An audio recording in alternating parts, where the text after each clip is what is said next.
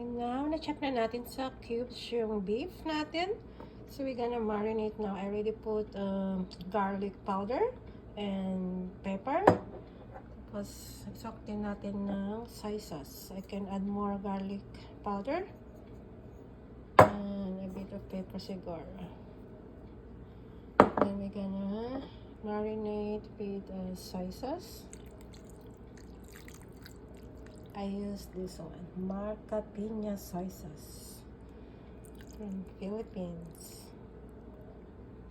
Ayan. So, ready to mix it. Marinate natin siguro ng 30 minutes or 1 hour. Pwede na yan. Lutuin mamaya.